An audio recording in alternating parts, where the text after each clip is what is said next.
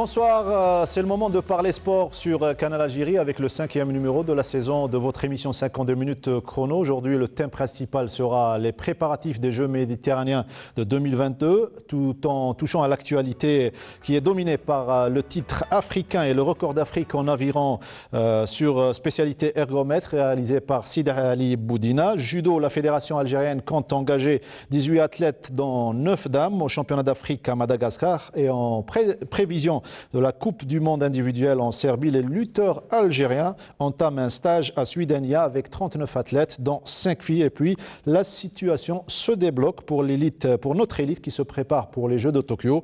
Le ministère de la Jeunesse et des Sports ayant procédé au versement des subventions. Et comme thème principal, comme je viens de le dire, donc, ça sera les Jeux méditerranéens d'Oran 2022. Le plaisir de recevoir l'actuel directeur général de ces Jeux, en la personne du grand champion, Salim Ilès, qui nous fait le plaisir. C'est un habitué à 52 minutes chrono. Salim Ilès, très heureux de vous avoir sur le plateau de 52 chrono. Merci, c'est toujours un plaisir d'être parmi vous.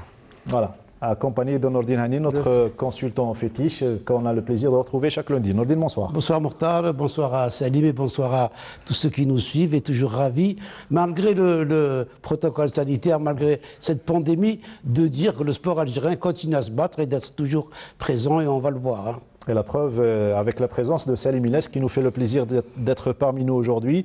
Déjà, vos nouvelles, et il y a beaucoup de gens qui vous aiment, surtout ceux du monde sportif. Les nouvelles de Salim Ilès?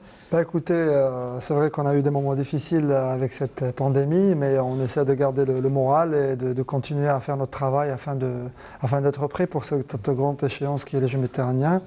On garde le cap afin d'atteindre nos objectifs, Inch'Allah. Salim Ilès champion, Salim Ilès grande carrière en matière de natation et Salim Ilès dirigeant et surtout organisateur des Jeux. Vous êtes à la tête de cette organisation. Qu'est-ce que ça donne? Écoutez, effectivement, comme tout le monde le sait, il y a eu cette pandémie mondiale qui est arrivée avec le Covid, avec la Covid ou le Covid, je ne sais plus comment on dit, mais en tous les cas, les deux se disent. Voilà, ça a été un vrai moment de déstabilisation. Mais ça nous a permis, cette pandémie quand même, de nous réorganiser parce qu'on a eu une année supplémentaire, vu le décalage de tous les calendriers sportifs internationaux. Donc du fait que les Jeux olympiques ont été retardés et décalés, les choses s'imposaient à nous et avec la direction du comité international des Jeux méditerranéens, le ministre ils ont décidé de faire un report qu'on va, j'espère, pouvoir utiliser pour avoir une prestation plus performante de ces Jeux méditerranéens. Vous êtes un homme de défi, ça on le sait, finaliste des Jeux olympiques, donc des mondiaux également de natation. Vous réitérez à chaque fois, à chaque occasion que vous parlez à la presse, donc votre ambition que les Jeux Oran sera prête pour accueillir ces Jeux. Vous gardez toujours Bien sûr, ce mental, malgré quelques difficultés, on va dire? Bien sûr, moi je dis toujours qu'on est des artisans de la réussite. Et si j'ai accepté, parce que c'est un défi, déjà c'est par devoir, parce qu'on a été athlète, on a défendu ce drapeau sur les instances internationales. Et là, on doit un petit peu mettre notre expérience, notre modeste expérience à profit pour qu'on puisse réaliser des grands Jeux. En 1975, les gens se rappellent toujours les Jeux méditerranéens qui ont été à Alger. Les anciens en parlent même au niveau international toujours comme étant des Jeux exceptionnels. Il va falloir ils ont mis la barre très haut, il va falloir qu'on assume cette réputation et puis qu'on puisse faire des Jeux qui soient au moins de la même qualité de 75. Donc il y a des jeunes Algériens, des jeunes cadres algériens, des jeunes compétences qui sont dans le comité d'organisation. Il suffit de mettre les moyens et de mettre tout ça en forme pour pouvoir réussir cet événement. Nordine Hani, votre avis sur un jeune qui veut réussir ces Jeux en la personne donc, de Salim Ilès, qu'il faut dire, donc c'est une lourde tâche d'assumer cette mission de directeur général des Jeux? Je pense que pour Salim, le connaissant, donc c'est quelqu'un qui va dans la continuité, puisqu'il a déjà prouvé en tant que nageur. C'était pas évident, vous savez, la natation, elle est détenue par de grandes nations. Donc quand on réussit à s'interposer, à rentrer au milieu, ça veut dire qu'on est là, qu'on est un battant. Donc il a prouvé, ce n'est qu'une continuité, mais il a une large tâche sur les épaules, parce que ça va être un véritable test, que ces Jeux méditerranéens. L'Algérie, ça fait longtemps qu'elle n'a rien organisé. Tout le monde va derrière. Réussira-t-on ce pari? Et à partir de là, on va avoir d'autres compétitions internationales. Donc ça va être très très délicat. Il faut que ça réussisse pour que par la suite, on pourra parler de championnat du monde de football, de championnat du monde d'autres disciplines, de championnats continentaux. Donc je pense que c'est là où est la véritable responsabilité de Salim Illes. Mais comme je l'ai dit, le connaissant, et avec l'équipe qu'il a, au passage, je salue mon ami, donc mon copain de promotion, Matallah Abdelkader, qui est secrétaire général avec lui, quelqu'un qui, je suis sûr, est très pointilleux, et puis il a des principes. Détails, oui. Donc je pense qu'ils sont capables de réussir, mais il ne faut pas oublier une chose, s'ils réussissent, ça va être toute l'Algérie qui va réussir, donc il faut les aider. Il ne faut pas leur mettre des bâtons dans les roues. Il faut essayer de les écouter parce que c'est eux absolument, c'est eux les principaux. Il est directeur général des Jeux. Donc c'est lui normalement le grand patron, puisque le président de la commission, c'est le ministre, c'est à titre symbolique. Donc je pense qu'il faut être derrière Salim, il faut être derrière cette équipe de Salim, parce que c'est toute l'Algérie qui va réussir. Alors, sur les préparatifs de ces Jeux méditerranéens, Sarah Derbal nous a préparé un petit sujet d'introduction. Elle s'interroge également sur pas mal de questions sur lesquelles Salim Illes va répondre juste après.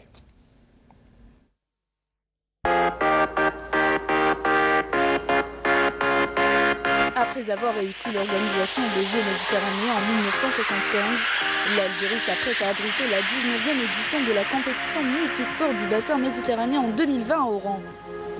Une ville d'arrêt de sport, riche en infrastructures sportives et hôtelières, mais surtout avec un réel potentiel touristique qui fait de cette ville une petite merveille sur Terre. Pour cette deuxième édition de son histoire, l'Algérie est-elle prête pour un tel événement? Avant 365 jours de cette compétition, un autre événement sportif est prévu à Oran. Il s'agit du championnat d'Afrique d'athlétisme, une sorte de simulation pour le comité des Jeux méditerranéens. Sauf que la piste d'athlétisme du stade de 40 000 places relevant du complexe sportif de Bir el Djem n'est pas encore prête. Les travaux pour cette dernière ont subi un léger retard, étant donné que la piste en question doit être acheminée de l'étranger au moment où les frontières demeurent toujours fermées. Le même cas de figure pour le stade d'athlétisme dont le terrain devrait être recouvert prochainement par une pelouse en gazon naturel, en attendant également l'arrivée de la piste d'athlétisme. Ce site servira à l'entraînement et l'échauffement des athlètes. Quant aux travaux de mise à niveau du champ de tir aux armes sportives à Bir el Djem, ils ont atteint un taux d'avancement de 70%. Le champ de tir aux armes sportives fait partie des 8 autres sites ayant bénéficié d'une vaste opération d'aménagement. La wilaya sera également dotée d'un complexe sportif qui referme un stade de football de 40 000 places, un terrain de réplique, un autre d'athlétisme et une salle omnisport de 6 000 places. En plus, un village méditerranéen olympique d'une capacité d'accueil de plus de 6 000 sportifs est en cours de réalisation. La question qui se pose actuellement, Oran sera-t-elle prête pour le jour J? Une fois les travaux achevés, cette wilaya disposera d'un site sportif en mesure d'abriter les plus hautes compétitions mondiales. Mais toutes ces réalisations serviront à recevoir un nombre considérable d'athlètes qui malheureusement ont été perturbés par cette crise sanitaire. Leurs performances seront-ils à la hauteur de l'événement? C'est généralement les questions que se posent tous les journalistes algériens. Si Oran sera prête, Salim Illes a souvent il redit que Oran sera prête malgré quelques retards enregistrés dans certaines, surtout sur le plan infrastructurel. Alors il y a plusieurs aspects bien sûr. Il y a l'aspect infrastructure et le côté organisationnel. Donc c'est vrai qu'on n'est pas responsable directement en tant que maître d'ouvrage de l'infrastructure, mais on est garant de la conformité de ces infrastructures. Donc notre intervention est toujours d'ordre technique et on doit garantir la conformité et la réception à temps de ces infrastructures. Je ne suis pas vraiment inquiet en ce qui concerne en globalité le côté de l'infrastructure puisque le nouveau complexe il a beaucoup avancé. Le stade il est à 95%, donc je pense même qu'on a programmé une compétition pour cet été. La salle omnisport de 7 000 places, d'Afrique d'athlétisme. Exactement, oui. Comme vous l'avez dit dans votre documentaire. Il y a le centre nautique qui va doter de 3 bassins, 2 bassins olympiques et un bassin de 25 mètres couverts. Donc tout ça, c'est à peu près à 60% d'état d'avancement. Les bassins, ils sont déjà fabriqués en Italie, ils sont déjà prêts, ils doivent juste être ramenés et installés. Donc, et pour le reste d'infrastructures, c'est juste de la réhabilitation des salles omnisports existantes. Le palais des sports, c'est terminé, c'est déjà livré. Donc je ne suis vraiment pas très inquiet par rapport à l'infrastructure, mais ce qui est important aussi, qui est le cœur de notre métier, c'est le côté organisationnel. Et là, c'est vrai qu'il va falloir qu'on se remobilise, qu'on renforce les équipes pour pouvoir être à temps et penser à tous les détails, bien sûr. Hein. Très bien. Nourdine Hani, votre avis sur ces Jeux méditerranéens qui auront lieu, donc il faut le rappeler encore une fois, en 2022 et pas en 2021. Il n'est pas inquiet Salim Illes, mais il y a certaines choses qu'il faut dire. Avec Absolument. 2022, c'est demain, hein. Ça passe vite. Donc 2022, vous fermez les yeux, on est en 2022. Je pense que j'ai écouté Salim, être responsable de quelque chose et de ne pas être partie prenante dans l'organisation, moi je pense que c'est de l'aberration. Il y a de l'aberration, parce que demain, quand on fera le bilan, on ne fera pas le bilan de ceux qui ont programmé de faire les infrastructures, on fera le bilan du comité d'organisation. Donc je pense qu'on doit impliquer, c'est mon avis, hein, et il va nous le dire, je pense qu'on doit impliquer un peu plus ce comité d'organisation dans le choix des infrastructures, parce que tout d'abord, c'est un comité d'organisation qui a été choisi sur sa spécificité, sur sa technicité. Donc, qui peut connaître une piscine mieux que Illes? Qui peut connaître une salle omnisport mieux que des handballeurs? Qui peut connaître une piste d'athlétisme mieux que des athlètes? Donc, il faut maintenant essayer d'associer et de bien associer. Je pense, et je ne sais pas quel est l'avis de Salim. Surtout qu'il a rencontré aujourd'hui le ministre de la Jeunesse et des Sports et il a certainement exposé cette situation. Non, ce que vous dites, c'est tout à fait vrai. Ça veut dire qu'il y a 2 degrés de stabilité. Nous, le comité d'organisation, il est soumis à un cahier des charges, à une charte des Jeux méditerranéens qui a été signée par l'État algérien avec le CIGM, qui est le propriétaire des Jeux, donc le comité international des Jeux méditerranéens. Aux yeux du comité international, c'est le comité d'organisation qui est responsable de tous les aspects organisationnels et infrastructurels de la compétition. Donc ça, il n'y a pas à discuter. Mais c'est vrai, les difficultés qu'on a rencontrées, c'est d'ordre collaboratif. C'est-à-dire qu'on a du mal à faire comprendre le fonctionnement du coach, mais l'objet et la préoccupation principale, c'est d'avoir des infrastructures conformes. Donc notre travail est purement technique, et c'est vrai que les différents maîtres d'ouvrage, que ce soit les directions des équipements des sports, le ministère de l'enseignement supérieur, parce que le village, donc il y a différents maîtres d'ouvrage, et c'est eux qui financent un petit peu les projets. Donc quand on intervient sur un projet, c'est difficile de faire comprendre à l'entreprise de réalisation qu'elle doit se conformer à nos préconisations. Donc ce travail de collaboration entre les différents parties a été très compliqué à mettre en place. Les autorités locales aussi, elles sont maîtres d'ouvrage par délégation. Donc il y a eu vraiment au début, quand on est arrivé, un gros problème de communication et de complémentarité entre les différents acteurs de cette opération vis-à-vis de l'infrastructure. Donc différents maîtres d'ouvrage. Il doit y avoir un seul interlocuteur, et nous on est là pour un petit peu synthétiser et coordonner tout cela avec les bureaux d'études pour avoir des infrastructures conformes. On a l'impression que vous êtes en train de vous alerter par rapport à cette situation et de dire surtout qu'il faut coordonner tous les maillons de la chaîne pour réussir ces Jeux. À chaque fois qu'on communique, on explique que ce n'est pas que la tâche du ministère de la Jeunesse et des Sports, cette organisation. C'est-à-dire qu'elle ne dépend pas que du secteur de la jeunesse et des sports. Il y a différents acteurs, différents secteurs qui sont concernés. Le ministère de la Culture, le ministère du Transport, le ministère de l'Enseignement supérieur. Donc tous ces secteurs-là sont concernés pour mettre un petit peu à niveau toute leur expérience, savoir-faire. Et nous, on doit être un petit peu le chapeauter toutes ces opérations-là. Mais dans la pratique, ça a été dur de mettre en place. Et c'est vrai que c'est là où on a eu beaucoup de problèmes, parce que, encore une fois, les entreprises disent c'est le maître d'ouvrage qui paye, donc c'est à lui qu'on doit répondre et rendre des comptes, et ce n'est pas au comité d'organisation. Mais ce problème-là, on l'a abordé lors du dernier CE qu'on a fait avec M. le ministre à Oran, et il nous a demandé de nous impliquer un peu plus dans le suivi des infrastructures. C'est pour ça qu'on avait juste créé un comité ad hoc de suivi des chantiers, et là on fait des rapports journaliers, on a des sorties régulières sur toutes les infrastructures pour réétudier et revoir tous les manquements ou les améliorations ou les oublis qui ont été faits. Donc c'est en train de se mettre en place. Très bien, c'est en train de se mettre en place. C'est-à-dire que là, on est en train de faire un double travail. Oui. Il fallait au départ. C'est vrai que une cité olympique, une cité pour les athlètes, ne peut pas ressembler à une cité universitaire. Donc ceux dont l'esprit que plus tard ça va être une cité universitaire, ils ont une certaine façon de voir que ne peut pas avoir celui qui veut concevoir une cité pour les athlètes. Donc pourquoi avoir attendu que ça se fasse et qu'ensuite on vienne corriger? Il fallait dès le départ. C'est ça, en fait, c'est ça. Le souci sur l'infrastructure, certaines infrastructures, c'est exactement ce qu'on a réadapté. C'est-à-dire qu'il y avait une destination spécifique pour cette infrastructure qu'on a réadaptée.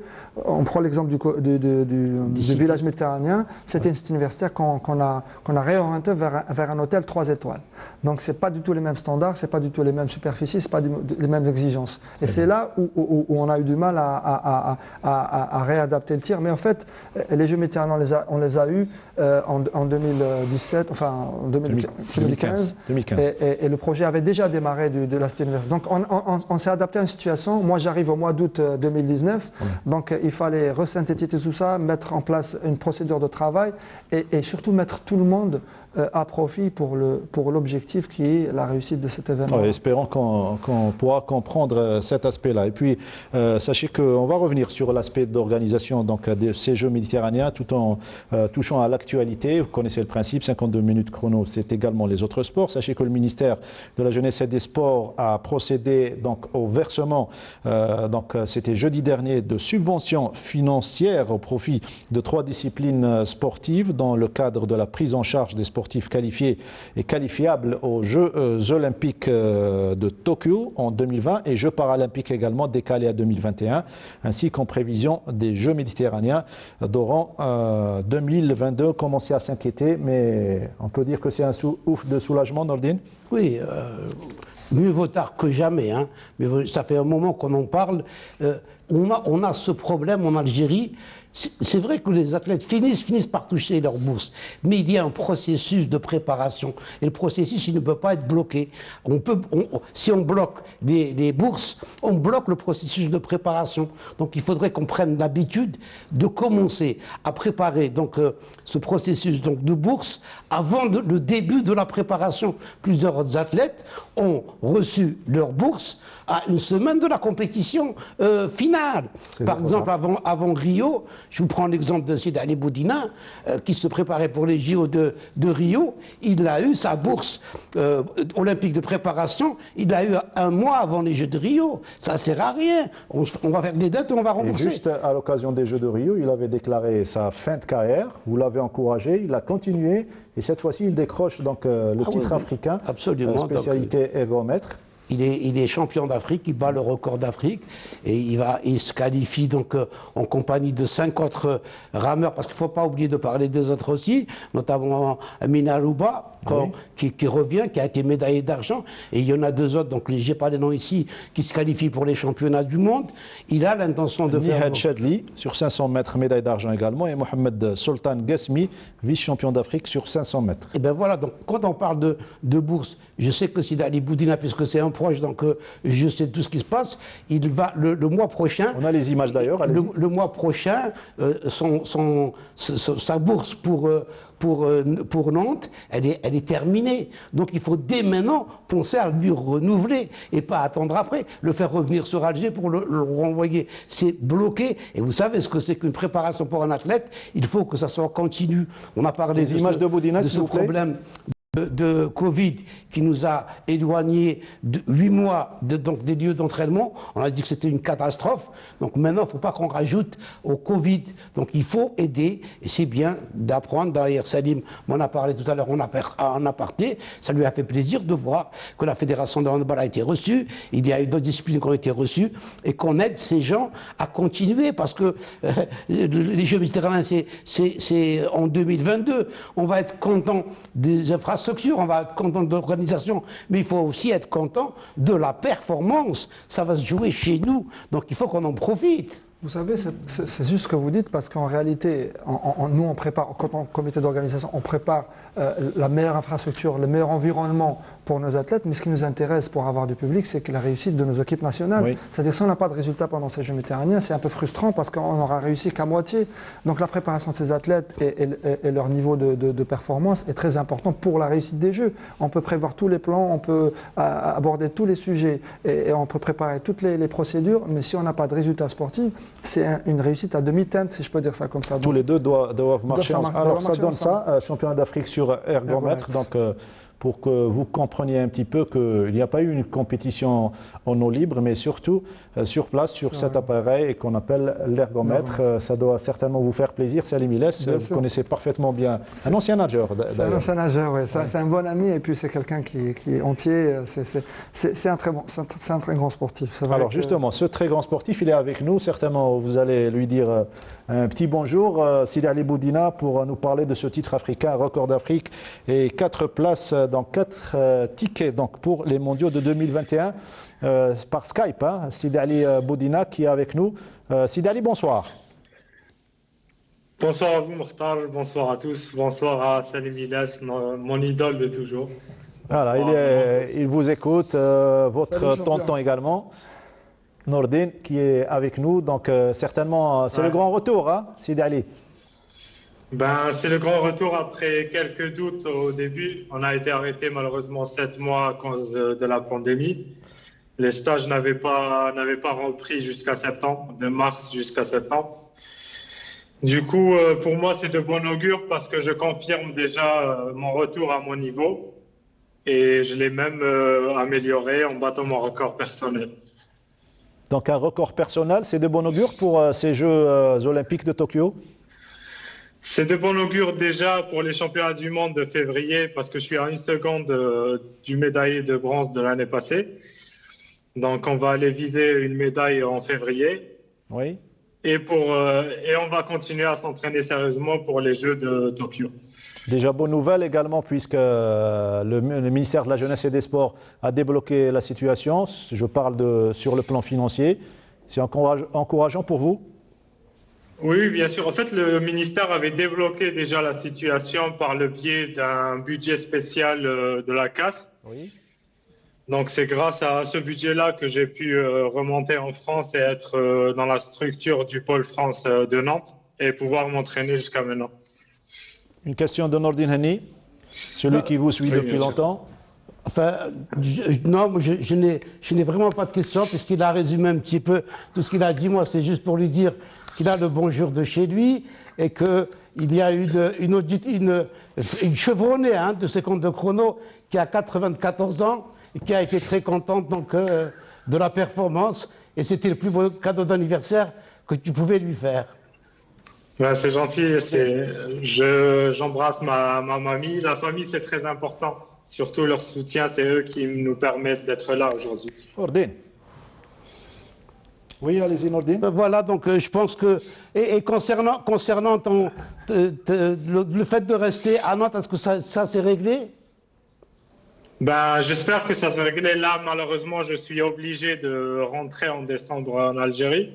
Oui. J'espère que je ne serai pas bloqué pendant des mois à ne pas m'entraîner et poursuivre cette dynamique d'entraînement. Salim, peut-être un petit coucou? Je le félicite déjà pour ce record et ce retour au haut niveau. Je sais que ce n'est pas facile quand on est loin de l'entraînement, mais ça peut que renforcer son capital confiance. Et on sait très bien qu'on en a besoin quand on est athlète. Et déjà, il se projette dans l'avenir, dans les championnats du monde. Donc, il a le caractère d'un champion, d'un bagarreur. Donc, je pense qu'il est sur la bonne voie pour réussir. Et c'est tout le mal qu'on puisse le souhaiter. Et bonne chance, mon ami. Ça t'encourage. Merci beaucoup. Merci, ça m'encourage vachement parce que déjà, ça a toujours été mon idole, Salim. C'est l'exemple de l'athlète vraiment à suivre sur tous les plans. Franchement, sur tous les plans. Il nous a honorés aux championnats du monde, Coupe du monde, Jeux olympiques. J'espère avoir une carrière comme la tienne. Inch'Allah, tu l'auras et peut-être un podium, Inch'Allah, pour les Jeux olympiques de Tokyo, pourquoi pas? Inch'Allah, pourquoi pas, on espère. On va tout faire pour avoir nos chances de nos côtés. Merci beaucoup, Sidi Ali. On vous souhaite bonne chance pour votre discipline, l'aviron. Un très beau débat entre deux grands champions et grand respect, hein, vous ne l'étiez pas. Absolument, ça a toujours été comme ça dans la famille du sport. Hein. Le sport, c'est ça ce qu'il y a de noble dans le sport, c'est de reconnaître les aînés, de pouvoir suivre, c'est ça. Selim laisse un Boudina, Boudina va laisser un autre derrière lui, et c'est ça le charme du sport. Très bien. Selim Ilès, donc vous avez rencontré le ministre, avec également un secrétaire d'État chargé d'élite, Salim Aswakli. C'est déjà un point positif d'avoir quelqu'un qui comprend le langage du sportif, puisque vous étiez dans la même équipe d'élite. Exactement. À plusieurs occasions, Jeux Olympiques, surtout. C'est une athlète qui est de ma génération, donc on est très proches, on est des amis, on a fait nos premières sélections ensemble. C'est une grande championne, elle aussi, elle s'est faite, c'est une self-made man, elle s'est faite elle-même, elle a travaillé dur pour aller à ce niveau-là. On est content de la voir au secrétariat d'État chargé des sports, et je pense qu'elle va réussir sa mission, celle-là. Très bien, la rencontre avec le ministre. Tout à fait, donc cette rencontre du ministre, elle était programmée depuis un moment déjà, et on a un contact régulier par rapport aux informations, pour remonter un petit peu les problèmes s'il y en a, ou pour retravailler la stratégie de travail sur les Jeux méditerranéens. Mais ce que je peux vous dire, c'est qu'ils sont conscients de cet enjeu, qu'on a une écoute de ce ministre qui, lui, président du comité d'organisation, donc il est concerné directement. On échange beaucoup sur les soucis qu'il peut y avoir, mais il y a un engagement plein et complet pour soutenir ce coach, mais pour aider ces jeunes-là à réussir leur mission. Très bien. Alors, on enchaîne avec la boxe cette fois-ci. On va y revenir tout à l'heure, Salim Ilès. Donc, la boxe de résultats positifs qui nous viennent de Serbie. Absolument. Tout d'abord, je commencerai par dire que Mme Selima Souakri a tenu sa promesse, puisqu'elle avait promis, lors de la réception, vous vous rappelez, donc, en l'honneur des boxeurs, elle avait dit que parce qu'il s'inquiétait de ne pas avoir de déplacement à l'étranger à cause justement de cette pandémie. Elle leur avait assuré que le ministère, quand il s'agit de compétition, pouvait assurer des déplacements. C'est chose faite. Donc bravo au ministère de pouvoir aider nos athlètes à pouvoir participer à des compétitions, parce que rien ne remplace une compétition. Et la boxe en fait partie. 5 médailles, dont 2 en or pour les boxeurs algériens. Donc on va le dire, il y a pour les 75 kilos, c'est Younes Nemouchi qui a battu donc en finale au point l'Ukrainien Rybalko Dmito. Il y a eu également donc Chouaïb Bouloudinet, plus de 91 kilos, qui a surclassé en finale le Serbe Veletic Dusan. Il y a 2 médailles algériennes en argent, Oussama Morjan,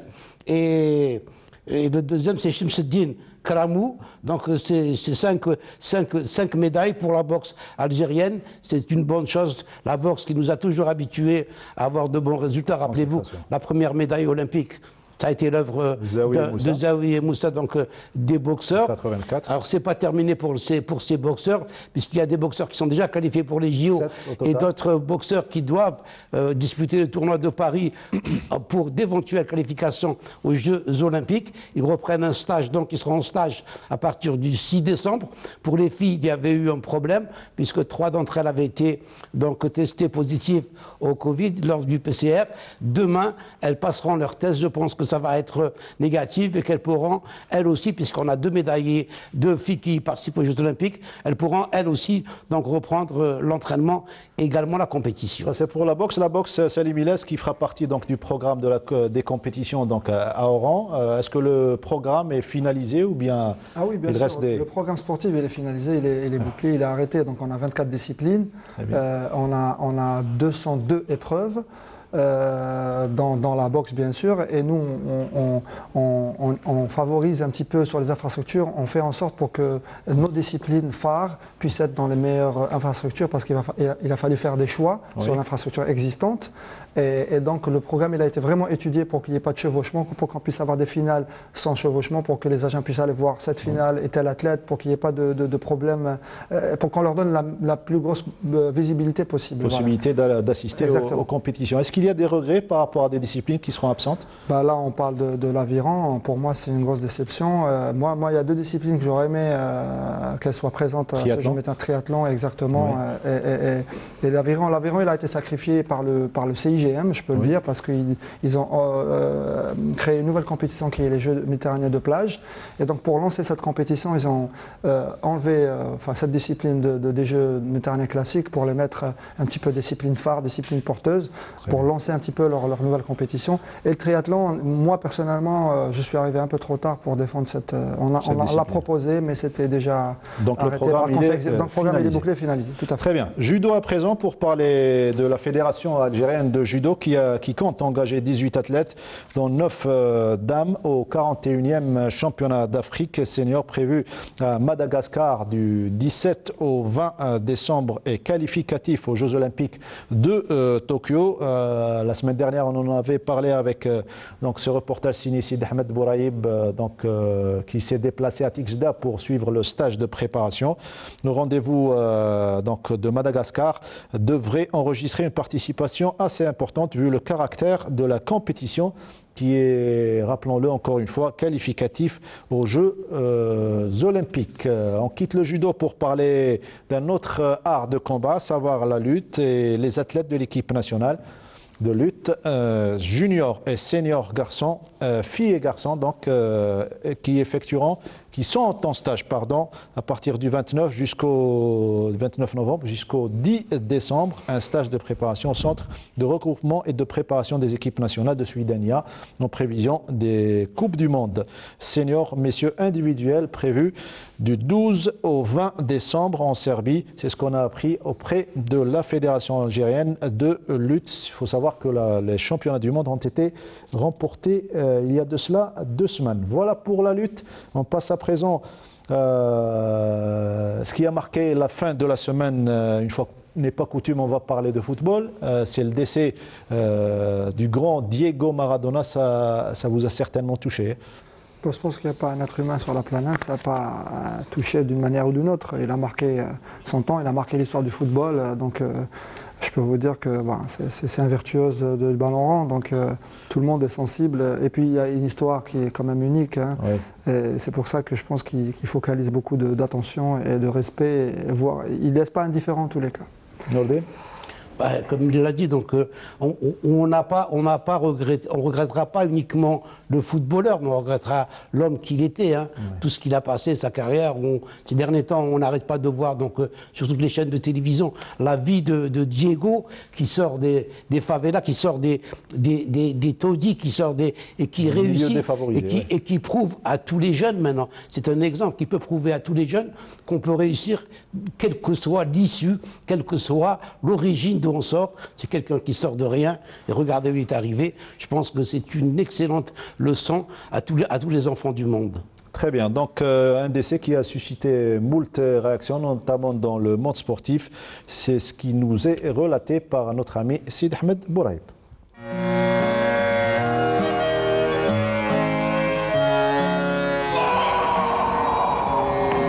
La mort de Diego Maradona aura provoqué une vague d'émotions qui n'aura laissé personne indifférent.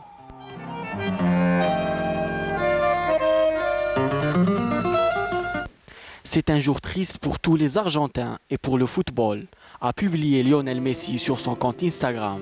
Il s'en va, mais il ne s'en va pas vraiment parce que Diego est éternel, a ajouté le digne héritier.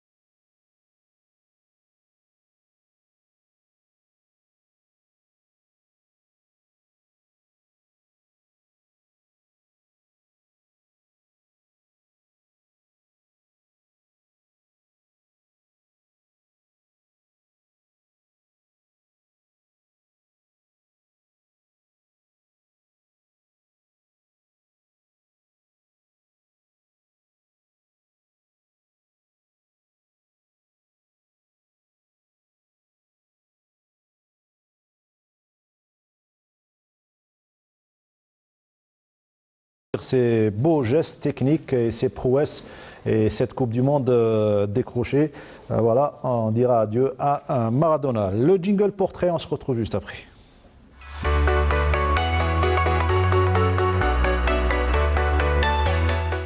Aux Jeux Olympiques, il y aura du karaté. Ce sport était présent en 2016 en tant qu'exhibition et cette fois-ci, il y aura de la compétition pour cette discipline. Le portrait de Shaima Madi réalisé par notre réalisateur Rachid Mekitesh. Shaima Madi qui rêve de podiums mondiaux et podiums olympiques.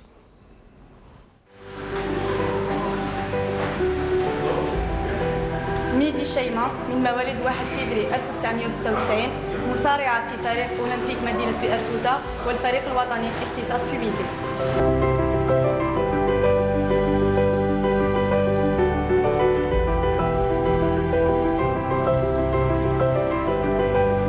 بديت رياضة الكاراتيه على 6 ans مع خويا محرز كي دخلنا للمسيد دخلونا لي بارون تاعنا للكاراتيه. Au début, c'était pas mon objectif, c'était juste pour défouler, باش نعياو شوية مع l'école et tout.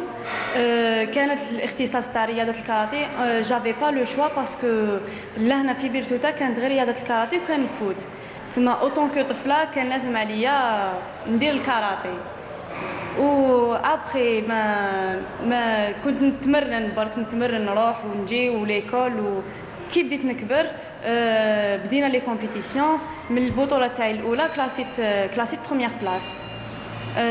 نشفا درنا كاتا كلاسيت كاتا انديفيدوال و باغ ايكيب كلاسيت الاولى. ومن بعد التما بدات تحلالي بديت شغل كان لازم نقاردي التيتر ديالي لازم نزيد نجي الكلاسي الاولى لازم كلاسي الاولى لازم كلاسي الاولى.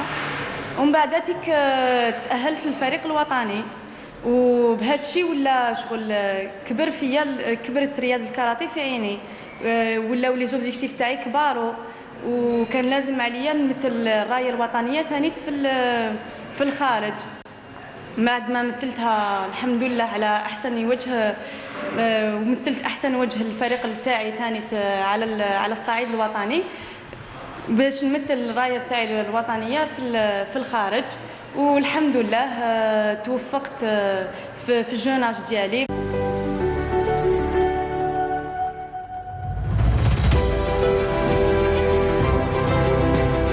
توفقت ملي كنت صغيره من الجوناج ديالي نكلاسي بروميير بلاص برست روحي على الفريق على الصعيد الوطني. والحمد لله ميم الكلوب ديالي زاد عاوني وين كنا نديروا لي بروميير ليغ مالغري ليكيب ناسيونال ما كانوش يروحوا الكلوب ديالي كان يديني كان مداعني كان تايق بيا لهذا كان يخرجني و لو بروميير تيتر تاعي في لي بروميير ليغ اللي درتو سيتي في الرباط بروميير ليغ تاع الرباط ان 2015 كلاسيت دوزيام وين درت لا فينال تاعي مع ليطاليان اللي جات التيتر تاعها تاع شامبيون دو موند. كي طلعت للسينيور تلقيت صعوبه في الديبي باسكو كانوا لي كونكورون تاعي عندهم ليكسبيريونس بارابور عليا مالغري كو في الجوناج تألقت من بصح في السينيور هذا حاجه واحده اخرى كان لازم عليا نزيد نخدم ونزيد ندوبلي لي زيفور ديالي باش نثبت بلاصتي على الصعيد الوطني وثاني باش نقدر نتاهل نشد بلاصتي في ليكيب ناسيونال.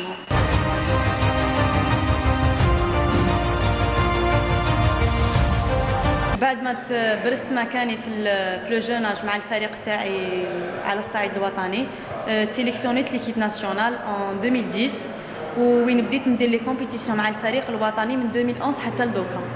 والحمد لله كان عندهم الثقه فيا باش نقدر نمثل بلادي على احسن وجه ودائما في لو نيفو تاعي يزيد حتى الطموح تاعي تبدل. كي كنت صغيره كان الطموح تاعي محدود بصح دوكا كل ما نكبر كل ما يزيد الطموح تاعي وين لاتليت يولي دائما نقولها بلي لاتليت طماع في لي تيتر قد ما نجيب زعما هذه المره جبت دوزيام بلاص المره الجايه نحوس على بروميير بلاص ندي بروميير بلاص المره الجايه نحوس نقاردي التيتر ديالي وهي راحه.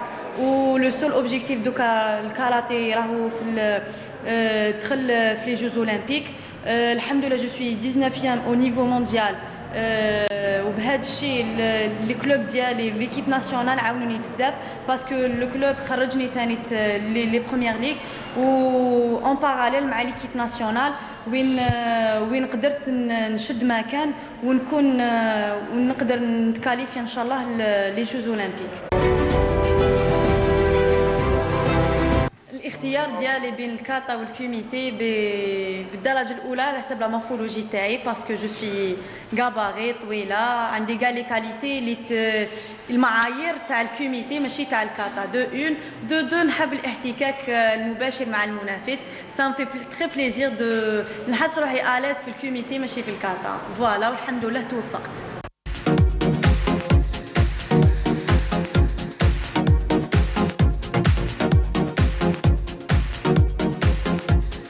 بعد ما دخلت رياضه الكاراتيه في الالعاب الاولمبيه الطموح تاعي والهدف تاعي الاول والواحد دوكا سي بيان اتر كاليفي لي جوز اولمبيك. من هذا المنبر كاين تورنوا بقى لي تورنوا كاليفيكاتيف اللي نديرو ان شاء الله في باريس اللي راني نخدم عليه ورامي كامل باكي والحمد لله الفريق تاعي ومع الفريق الوطني راني نخدم من ونزيد من عندي غير باش نتكاليفي ان شاء الله لي جوز اولمبيك.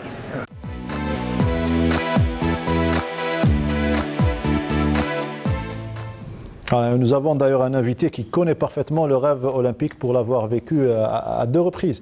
À 4 reprises. À 4 reprises. 4 reprises. 96, 2000, 2004 et 2008. Très bien. Et vous étiez porte-drapeau d'ailleurs. J'étais à ma dernière participation en 2008, porte-drapeau effectivement. Porte-drapeau de l'Algérie pour tous les résultats que vous avez apportés et surtout l'esprit sain dans un corps sain, comme dirait l'autre. Le karaté qui pourrait être une discipline pourvoyeuse de médailles, notamment dans les Jeux Olympiques, puisqu'elle sera compétitive à partir de 2020.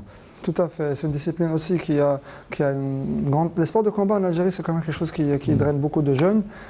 Où il y a beaucoup de potentiel et on espère, on compte sur eux bien sûr pour ramener des médailles, bien sûr aux Jeux Olympiques pourquoi pas et puis surtout aux Jeux Méditerranéens en 2022 Inch'Allah. Donc c'est un sport qui figure dans le programme. Tout à fait. Très bien. D'autres aspects liés à l'organisation, la réussite dépend surtout des hommes qui seront mis en place, qui sont mis en place. Bien sûr. Quand je parle des hommes, on parle de commissions. Exactement. Nous, on a 12 commissions spécialisées. C'est-à-dire il y a des présidents de commission avec chaque commission structurée en fonction de ses besoins. C'est des jeunes issus un petit peu de différents secteurs, du secteur de la jeunesse et des sports, mais du tourisme aussi, de la culture, de la technologie dans certains domaines spécifiques. Donc c'est vraiment le comité d'organisation est constitué de plusieurs profils, mais le dénominateur commun, c'est le projet, la réussite de projet. On a quand même des gens qui maîtrisent les sujets, qui travaillent sur des dossiers. Là, on doit préparer des cahiers des charges, on doit rentrer dans les procédures opérationnelles. On a bien sûr besoin de renforcer les équipes, mais ça, il va falloir aussi avoir un peu plus de moyens financiers pour pouvoir renforcer et ramener des compétences pour pouvoir finaliser tout ce projet-là. C'est un besoin que vous éprouvez actuellement? Oui, bien sûr, parce qu'on a fait un plan, on a fait un rétro-planning, et ce rétro-planning, il est phasé pour chaque commission. Pour chaque commission, elle a des besoins spécifiques en personnel permanent et personnel de soutien. Oui. Et pour chaque phase, on doit embaucher, on doit ramener des nouveaux profils pour différentes tâches qui incombent à chaque commission. Donc là, on a entamé ce processus, mais il faut qu'on accélère ce travail-là. On vient de parler d'olympisme et surtout de Jeux olympiques. On arrive tout logiquement à la rubrique Olympica.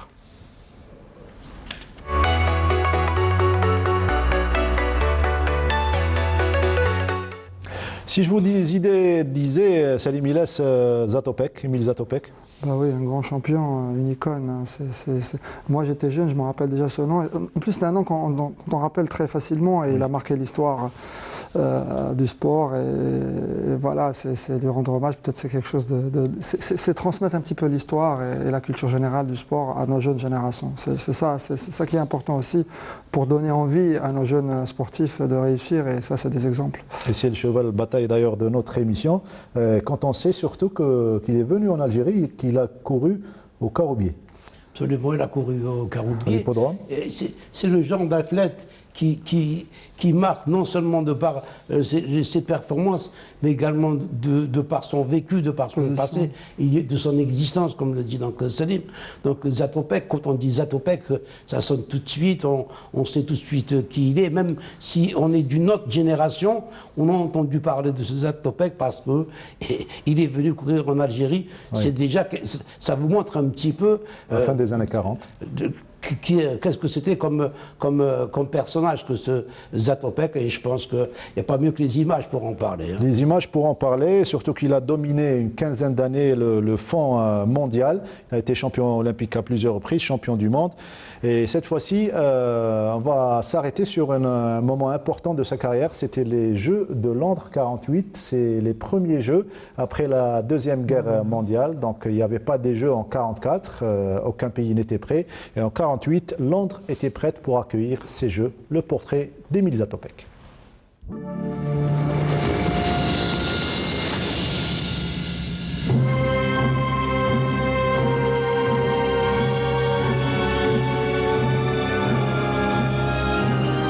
1940, le monde bascule dans le conflit le plus meurtrier de son histoire. En 5 années de guerre, d'Europe en Asie, d'Afrique en Amérique, sans oublier l'Australie, la Seconde Guerre mondiale aura coûté la vie à près de 38 millions d'êtres humains. L'espoir pour le monde libre vient de l'Atlantique, où le débarquement allié libère peu à peu les pays occupés. 4 ans plus tard, les Jeux, qui n'avaient plus été célébrés depuis 12 ans et Berlin en 1936, revoient le jour en Angleterre. Quelle revanche! L'idéal olympique ne pouvait pas mieux renaître que dans un pays et une ville, Londres, symbole de l'espoir et de la résistance dans les années les plus sombres du conflit. 1948 marque l'arrivée chez les hommes d'un des plus grands champions de l'olympisme moderne. Émile Zatopek entame en Angleterre sa longue carrière olympique. Le coureur tchèque remporte les 10 000 mètres sous l'œil d'un nouveau témoin des Jeux. Londres en 48, c'est l'apparition de la télévision et des premiers téléspectateurs. Des années 50 à aujourd'hui, j'ai toujours été un grand fan des Jeux Olympiques. À l'époque, j'habitais avec ma grand-mère qui avait acheté, après la guerre, sa première télévision, avec un écran d'eau pour grossir l'image. Et nous regardions les Jeux. Je regarde de Zatopek, tout le monde l'a prédit pour le... Mais enfin, c'est un phénomène et qu'il était vraiment difficile de battre, surtout en le lâchant comme j'avais fait. Ah, il a bien fait Gaston Reif de le lâcher, sinon il aurait été rattrapé. Vous voyez, comme on vient de le voir, le guitariste des Rolling Stones qui parle de ces Jeux, mais de ces Jeux Olympiques qui l'ont marqué. Donc la culture, la musique font bon ménage avec le sport. C'est ce que je disais tout à l'heure, c'est l'affaire de tout le monde. C'est-à-dire que, en fait, les Jeux méditerranéens, c'est pas la finalité en soi, c'est un investissement sur l'avenir. En fait, c'est l'héritage matériel, immatériel qu'on voit. C'est une projection. Bien sûr, ça peut relancer le sport national, mais le secteur du tourisme, l'Algérie qui a envie de se lancer dans le tourisme, dans cette aventure-là, eh ben, c'est une opportunité pour montrer nos traditions, nos coutumes, nos cultures, mettre en avant ce patrimoine riche de l'Algérie. Donc c'est pour ça qu'il y a une commission d'ailleurs de la cérémonie d'ouverture de clôture et des activités culturelles. Donc il va y avoir un programme culturel pendant les Jeux, à l'intérieur du village méditerranéen, à l'extérieur, dans la ville. Donc il faut que les gens qui viennent à Oran en 2022 puissent en parler autour d'eux et que ça devienne une destination. Ça doit les marquer. Oui. Exactement, ça doit les marquer pour qu'ils reviennent tout simplement. Nordin ? Moi, je voulais juste revenir un petit peu sur le message qu'a lancé Salim. Je pense que si on a ramené Salim aujourd'hui, c'est parce qu'on se rapproche des Jeux méditerranéens et on voulait tâter le pouvoir où on en est avec ces Jeux méditerranéens. Il a parlé des commissions. C'est très important, les commissions. Lui, il est DG. C'est lui qui est responsable de toutes ces commissions. Donc, je pense qu'il a parlé de moyens. Sans commission, il pourra pas réussir. Et s'il a besoin de moyens, c'est parce que ces commissions ont besoin de moyens. Le bénévolat n'existe plus, et d'une. Deuxièmement, dans toutes les commissions, on a besoin de moyens pour travailler.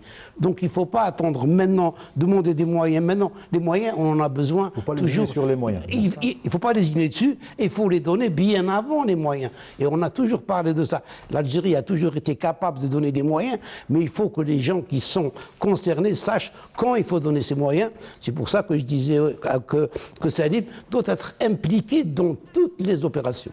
Tout à fait. La problématique de cet aspect-là, c'est que c'est une des premières majeures compétitions ou événements qui se déroulent en dehors d'Alger. Donc c'est un peu loin du pouvoir décisionnel. Et ça crée oui. C'est-à-dire que les gens ont l'impression que 2022 c'est encore loin, mais 2022 c'est demain.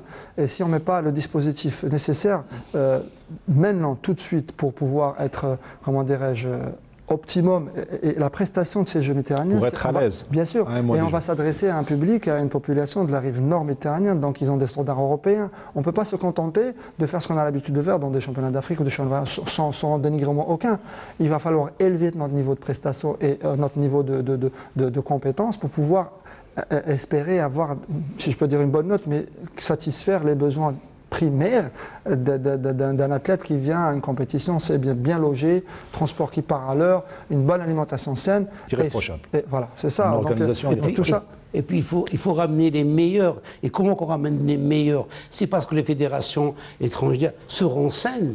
Par exemple, un athlète va se demander sur quelle piste on va courir à Oran. Et là, il pourra envoyer ses meilleurs athlètes ou ne pas les envoyer. Donc c'est très important. Donc, tout à fait. C'est pour ça qu'on milite dans l'infrastructure, quand on a parlé tout à l'heure, en tant que comité d'organisation, on milite pour avoir bien sûr la conformité, mais nous on connaît ce qui s'est fait sur le niveau international, c'est-à-dire qu'on a imposé par exemple à une entreprise chinoise à un moment donné dans le nouveau complexe de mettre des nouveaux bassins en inox. C'est Myrtapoul qui fabrique ces bassins et c'est le partenaire de la Fédération internationale de natation, et tous les championnats du monde et tous les Jeux olympiques se font dans des bassins pareils maintenant. Autre point important, il faut savoir que les meilleurs seront ici. Et ça sera à moins de 2 années des Jeux de Paris. Exactement. 2024. Donc pour pas mal d'athlètes, c'est un objectif intermédiaire. Et les athlètes, ils ont envie de venir, ils vont s'interroger sur les infrastructures et sur les équipements qui vont être mis en place.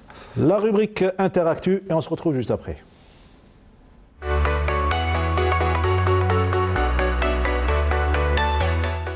Les brèves internationales signées Sid Ahmed Bouraïeb, et on se retrouve juste après. Des images impressionnantes pour commencer. Durant le premier tour du Grand Prix de Formule 1 du Bahreïn, le pilote français Romain Grosjean, en queue de peloton, a percuté de face à plus de 200 km/h un rail de sécurité après avoir accroché la roue de son coéquipier. Sa monoplace est immédiatement enflammée. Selon son écurie, Romain va bien et ne souffre que de légères blessures aux mains et aux chevilles. Immédiatement interrompu par un drapeau rouge, le Grand Prix n'a repris que quelques heures plus tard et a vu Lewis Hamilton convertir sa pole position au succès. Le septuple champion du monde aura fait cavalier seul, jamais inquiété. Max Verstappen, et malgré une pénalité pour un arrêt trop long, termine deuxième, alors que Alexandre Albon est monté sur la 3e marche du podium.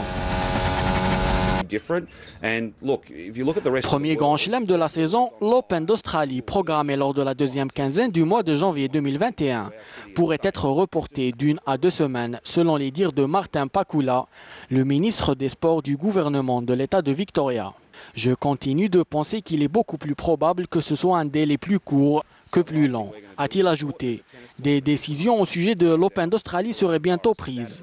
La question d'autoriser les joueurs à s'entraîner lors de leur période de quarantaine continue de faire l'objet de discussions.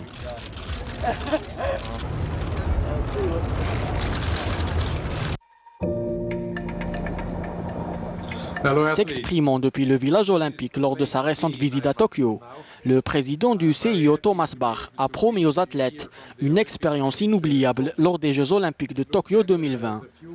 Ces moments passés au village olympique seront gravés à jamais dans votre mémoire.